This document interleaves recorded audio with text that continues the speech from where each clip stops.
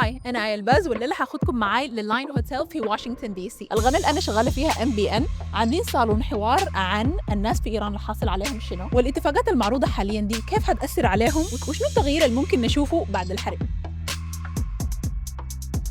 I'm Jamie Flam, the CEO of Freedom House, which is the oldest democracy organization in the U.S., which has a mission of advancing a world where all are free, including Iran. Here with me in our studio, we have Roya Hakakian, who's an Iranian-American author, journalist, and political commentator who just recently joined MBN. We also have Shukriya Bradost, who's an analyst, researcher, and a lawyer who's currently affiliated with Virginia Tech. And has also been an activist in Iran, where she was born. And then joining us via video from Berlin is Caroline Fetscher, who's a journalist and publicist. And she's worked with a variety of publications in Berlin and worked in the Balkans on the International Criminal Tribunal for the former Yugoslavia in The Hague. First, I'll turn to you, Roya. Given that we've had an internet outage in Iran for now more than a month, there's not a lot of good information about what's actually going on the ground. So what are the Iranian people actually facing right now, and what do we know about what is life like on the streets of Iran? I think one of the most concerning issues right now is precisely lack of access to the internet. It isn't just a matter of exchange of information, which absolutely is essential. But it's also that a lot of businesses that people had, in coping with sanctions had been able to develop have been shut down, because once there's no access to the internet, it means that lots of livelihoods, fall by the wayside. There's a lot of, at the same time, good information that's coming out through the 3 million plus people who have been displaced by this war.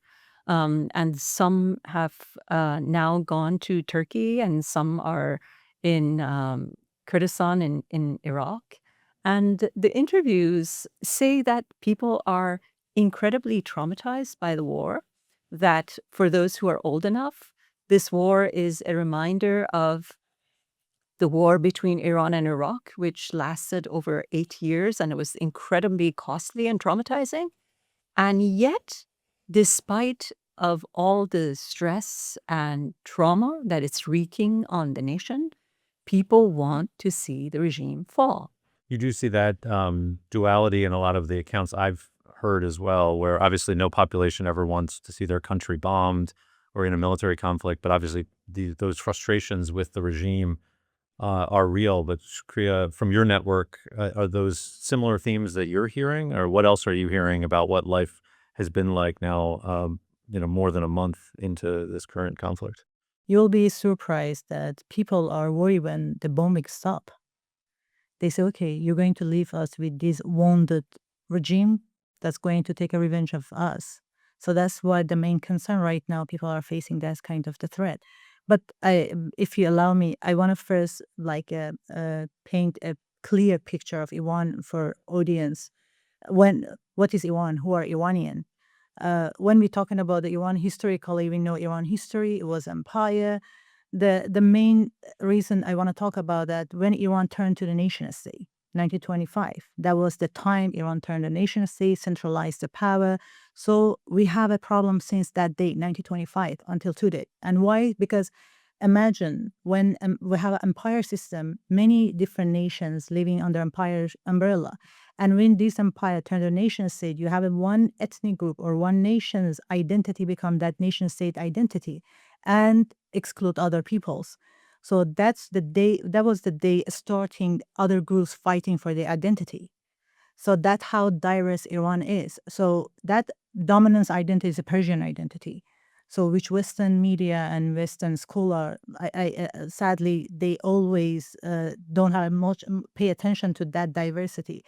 What is the other people, minority, national minority, we call them, Arab, Kurds, Baluch, and Azeris. These are the people that part of the biggest Iran that we need to address it when we're talking about the Iran. I just want to mention that so we have a clear picture of when we're talking about, and any solution cannot be put on the table without considering this diversity. No, I think it's an important issue. I want to get back to that in a minute. I'll turn to you, Caroline. Obviously, you're in Berlin and you have that perspective. I was also in Europe myself last week. Let's just say, and I was a bit further east, where in Poland, and then also up in Lithuania, where a lot of support for the U.S., but a lot of skepticism, I will say, about current U.S.-Iran policy. So, what are you hearing in Berlin about European perceptions about this moment in Iran and what they think the goals should be, and how much are they even focused on the fate of the Iranian people versus the regime? Well, I was very relieved to hear that from Brussels, there came a signal from Ursula von der Leyen, the president of the European Commission, saying that she was against lifting the sanctions against Iran because human rights matter. I mean, that's something you very rarely hear these days. People are talking about fuel prices, and then when you discuss with Iranian exiles over here, and there are thousands in Germany, they they they say, well, you're living on a different planet. I mean, why are you not talking about us and our plight and the human rights abuses? And it's also what Reza Pahlavi said when he was here last week. He actually had this rant on his X account accusing the Western media of not listening to Iranian suffering, not hearing, not wanting to see this. But that's a question as a media person, which I also ask myself, and I'd like to ask you, what has to be done in order to reach the media with the human rights question in Iran? No, I think it's an important question. I mean, some of the European frustration here, obviously, is because they were not consulted. And obviously, President Trump has his own unique style about how he makes decisions and how he thinks about allies. And so a lot of what I heard when I was in Europe last week was on that narrow issue, rather than the fundamental goals in Iran. But they just feel that they were left out of the initial decision. And then when things go sideways with the Strait of Hormuz and the economic impact, they're then being asked to step in and get involved in a problem that they feel they did not create certainly the immediate consequences of. So you got that issue. But on your point, Caroline, I think, for 20 years, the U.S. and Europe have really looked at Iran in fundamentally different ways. And the Europeans in general have always held out hope that the mullahs can be reformed and can be negotiated with. And so I've personally, even 20 years ago when I was in the U.S. government, lived that experience and that difference between the U.S. and Europe. I'd just like to add to your remark is that, I mean, this January taught us, I mean, if nothing else, then this January must have taught us that appeasement is not the way to deal with this government, or with this regime. Yeah. And that's a lesson Europeans should learn. And it's something that could come much more, I think, from the Iranian diaspora. Well, I think that's why I was going to raise for Roya. The Trump administration, though, now is having some of these same debates internally as the conflict has stretched on and as the president has faced political pressure here at home. And so I think there are people within the administration also debating what should the ultimate goal be, and can we negotiate with this remnant of the regime? And so would like to hear your thoughts, Roya, and then also how you think that kind of debate is even being perceived by the Iranian people at this moment. This is not such a remnant at the moment. I mean, it's a very, yes, there has been loss at the senior leadership of Iran, but there is a very rabid group that's survived and has every intention of clinging to power. And I think the Europeans have every reason to be uncooperative with this administration. They have been insulted and offended. However, that said, I think the magic sauce in solving this problem is the unity between the EU and the Trump administration. And this could solve one of the greatest European U.S. problems, universal global problems of the past 47 years. And that goes back to the verdict out of the Mykonos court in 1997, when all of the European Union recognized the verdict that came out of the Mykonos court pointing to the highest leadership of the Iranian regime as having been the masterminds of the assassinations that took place in 1992. And so that prompted Europe to pull all of its ambassadors from Iran, cut ties for several months. And it's not a coincidence that this happened in April of 1997. And by June of 1997, Mohammad Khatami rose to presidency in Iran. And that was the start of the reform movement in Iran. Now, a lot of people don't see a correlation between these two events, but I do. I really believe that what happened internationally, the pressure that the EU delivered to Iran, prompted the regime to recognize that it needed to overhaul its image. And therefore, we got 2 years of a spring of freedom. This can really deliver the final blow if the EU stands with Iran. Shukriya, do you agree with that as the goal? And do you share Roya's skepticism about what is left of the regime and the people who are now supposedly calling the shots? It's interesting, the period that Roya is talking about, Khatami's reforms time, I was in Iran and I was among protesters that time. They say when you're talking to reformists, you say, okay, we had opportunity, why it didn't work? And the answer is Khatami couldn't pass the hardliner in the parliament, changing policy, or even the securitization part of the policy. The Islamic regime is based on that foundation. So that's the answer. I'm not sure that I can really see Europeans supporting just because of the concern about human rights in Iran.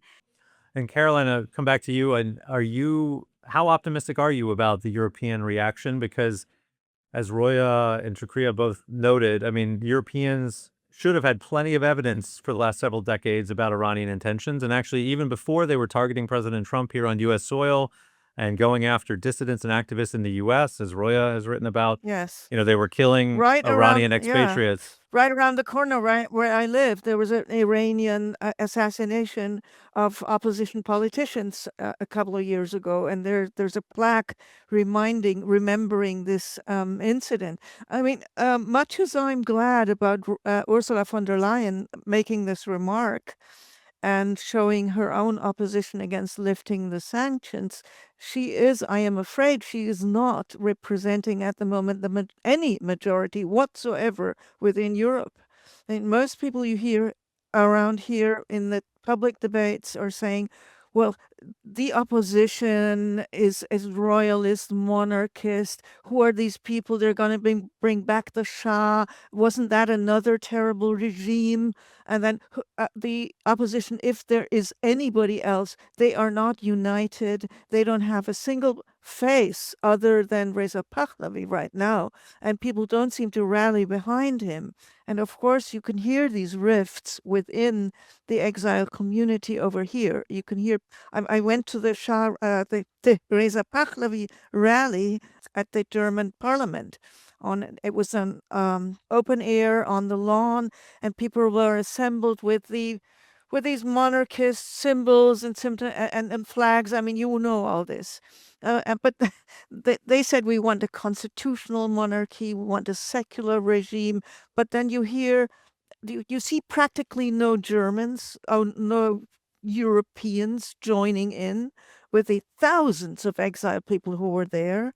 And then you hear left-wing or social democratic people especially saying, well, who are these people? Do they really represent the opposition within Iran? We have no idea.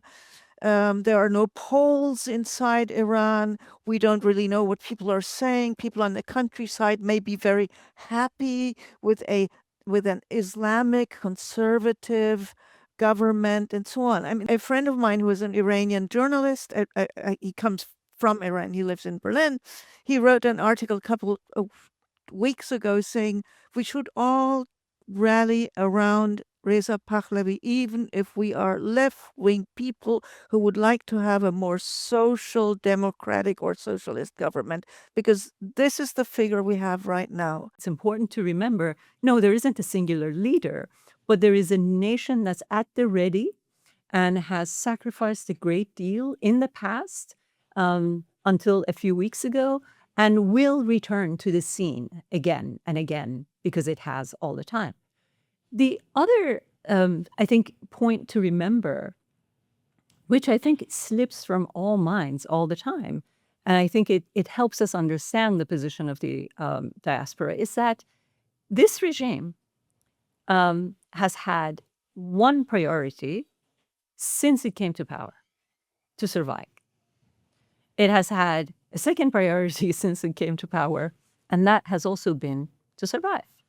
And this chief priority has turned it turned its number one action to make sure that all opposition everywhere is completely dead and gone. Reza Pahlavi does represent a portion of the Iranian society, inside and outside of Iran, but that portion is not inclusive enough of various groups, whether political groups, ethnicities, and intellectuals and all. I actually would like to propose that rather than pressure Iranians to come under the banner of a single individual, I think the US and the EU can pressure the diaspora community that in order for them to deliver X, Y, and Z, say financial resources in trying to organize the diaspora, or coming together with them in order to implement some of their demands, that first the EU and the United States, or either or, demand that the diaspora come together in some form of a Congress, in order to then for these countries to respond to diaspora's demands. You mentioned the ethnic minorities. That seems to be one of the fundamental divides, even with Pahlavi. Obviously, he's had some meetings with some Kurdish groups, for instance, but not with others.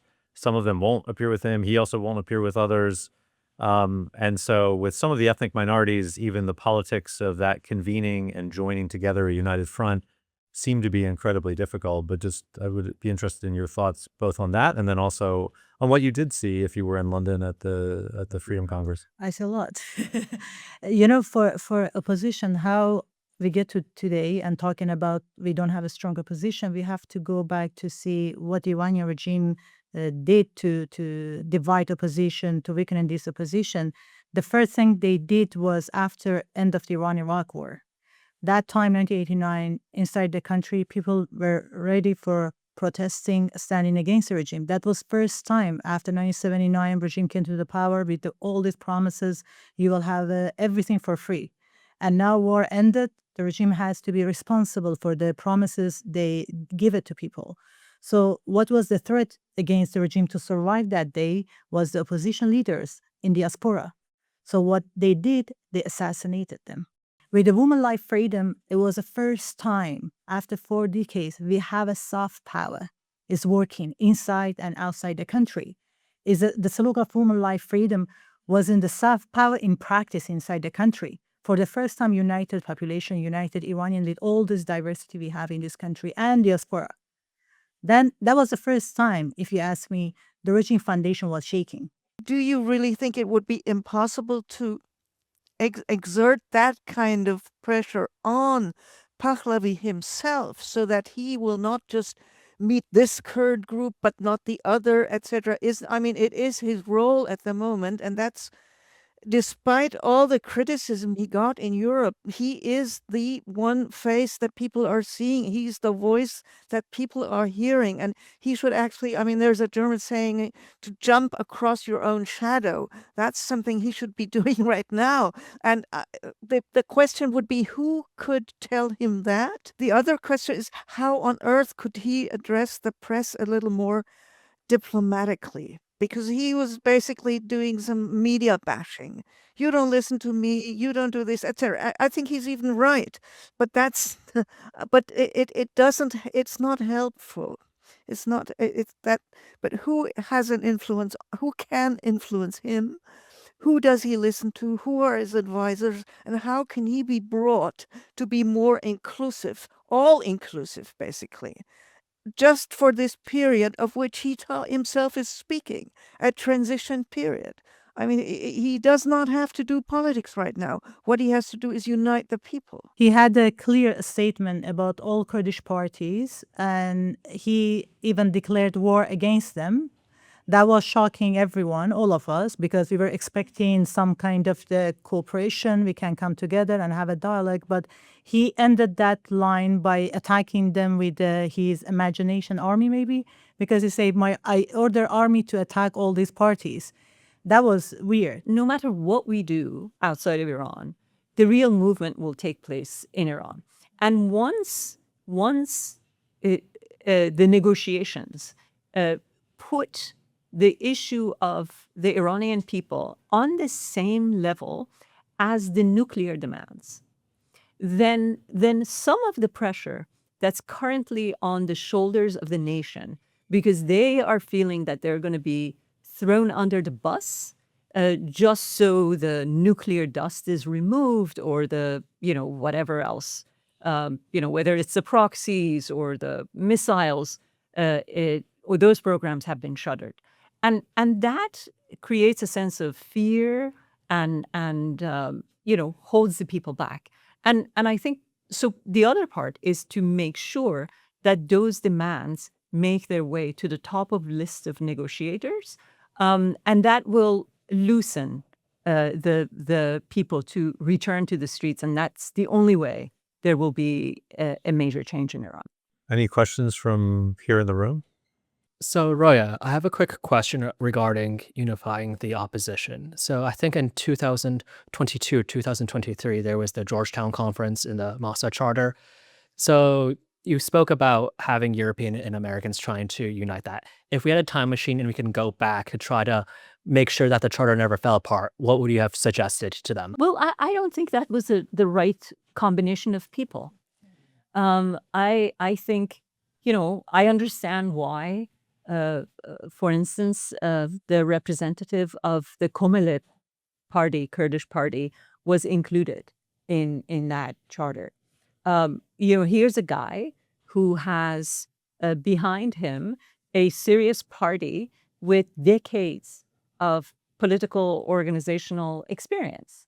And other people on the same panel were wonderful, social media figures and influencers, but they don't have the political know-how, experience, organization, party at their demand. So I think we are actually paying for the price of having become a culture that's way too focused on the power of social media, and it's ignoring the power of good old political organization and good old political parties that, with all of their shortcomings, still exist. If I add another thing, let's acknowledge that Iranian never had experience to have a political party too. Because when in the first I said during the nation state until now, each government didn't allow the Iranian to have opposition parties, political parties, organization. So they don't have experience how the political party works. Why Kurds have a better position when it's coming to political parties? Because they always been opposition to central government. Other questions from the audience? My question is just for the audience, people who, just ordinary human beings, what can they do to support the Iranian people and people inside Iran? I think, if I may, Caroline, you can pitch in on this, even though you're German. Don't think that this You is take a drone and attach an Iranian flag and let it drop over the Statue of Liberty. Well, that's the German take. I mean, I'm speaking from 40 years of media experiences. Ask all your friends and relatives who are in the diaspora to call the media, mail the media, write to them. I mean, and just tell them, why don't you listen to our voices? Please do. We have somebody here who has experienced the dictatorship of Iran, somebody who was in Evin prison, people in exile. There are so many. And it does make a difference if you pressure if you pressurize the media, I mean, it's a different kind of bombardment, if you like. So a verbal bombardment. Why does Iran matter? Why does the future of Iran matter to Americans, to Europeans, to those living in Iran's neighborhood? How would you answer that The answer question? is simple. Whatever happened in Iran, not staying in Iran, is coming after you too. So the Iranian future and path is tied with the European and Western countries. Caroline, final thoughts on what, I'd be interested to hear what you tell your fellow Europeans about why they should care about the future of Iran. Well, of course, I agree very much with what Shukriya and Roya are saying. There's a chance of peace for the entire Middle East, which is stabilizing not just that region, but a part of world economy. So everybody is going to profit. Everybody can profit from the fall of this regime. Roya, any final words? On that happy thought. Yeah. I mean, I think in some ways we are living through a silent World War III. We just don't want to say it out loud because we don't want it to come true. But this is, Russia, Iran, China, at the moment inhabited by Iran, which is why, China is buying oil from Iran and supporting it. Russia is giving Iran intelligence versus the United States and a bunch of reluctant Europeans. I mean, we're talking about it in terms of a two-way war between U.S. and Iran, but it's really a much bigger, quieter war on a much grander level. And if we recognize that, then we recognize that we're facing another major evil, ridding ourselves who we need to defeat in order to renew sort of our global existence once again, as hopefully we did after World War II. Hopefully the rest of the universe will follow suit. Well, Roya, Shukriya, Caroline, thanks for joining me in a fantastic conversation. And the key takeaway from my perspective is that obviously we need to focus on the aspirations of the Iranian people and especially try to amplify the views of those who are still inside Iran. Despite all the diaspora politics and all of the maneuvering, we need to keep focused on their needs and what they're trying to achieve. And thanks to our audience for great questions. Thank you.